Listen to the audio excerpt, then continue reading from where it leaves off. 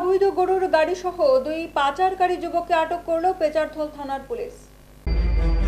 ফের অবৈধভাবে জাতীয় সড়কের উপর দিয়ে গরু নিয়ে পাচারের পথে পেচারথল থানার পুলিশের হাতে আটক 10টি গরু। জানা যায়, ধর্মনগরের দিক থেকে ফটিকরায়ের উদ্দেশ্যে যাওয়ার পথে পেচারথল থানার পুলিশ নাকা গেটে তল্লাশি চলাকালীন সময় ধরা পড়ে একটি গরু বোঝাই গাড়িটি। গাড়িতে নেই কোনো বৈধ নথিপত্র এবং ওভারলোড নিয়ে যাওয়াতেই পুলিশ গাড়িটিকে আটক করে।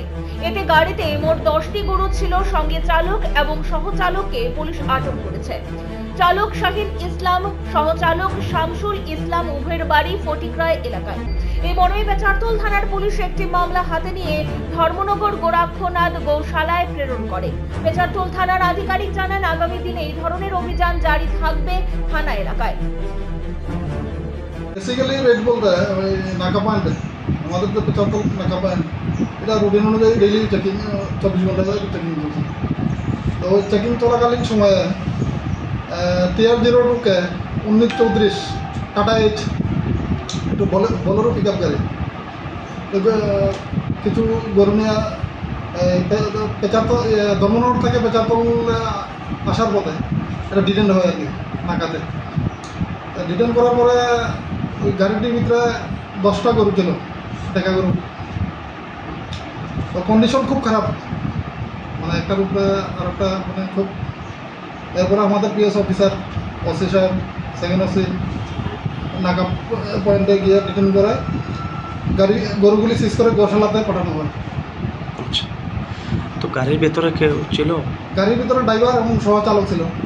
ড্রাইভার শাহিল আলী, বয়স 20, তার বাড়ি ফটিকরায়, এবং সহচালক শামসুল ইসলাম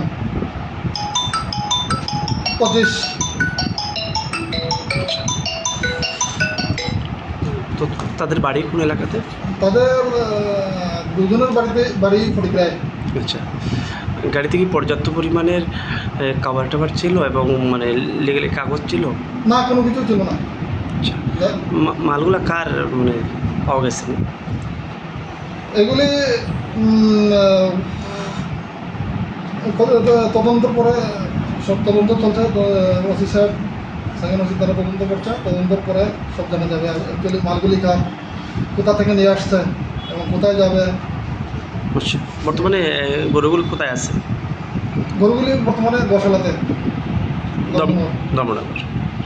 তো এ ধরনের অভিযান আগামী দিনে আপনাদের কি আগামী দিনে আরও চলবে এবং রেলি অব্যাহত রয়েছে। ধন্যবাদ। তবে আশ্চর্যের বিষয় হলো, কি করে ধর্মনগর, বাগবাসা, পানিসাগর সহ বিভিন্ন থানা এলাকা পেরিয়ে পেচারথল যাওয়ার পর গাড়িটি ধরা পড়ে? তাহলে কি উত্তর জেলা পুলিশের সাথে গরু মাফিয়াদের সঙ্গে সুমধুর সম্পর্ক রয়েছে?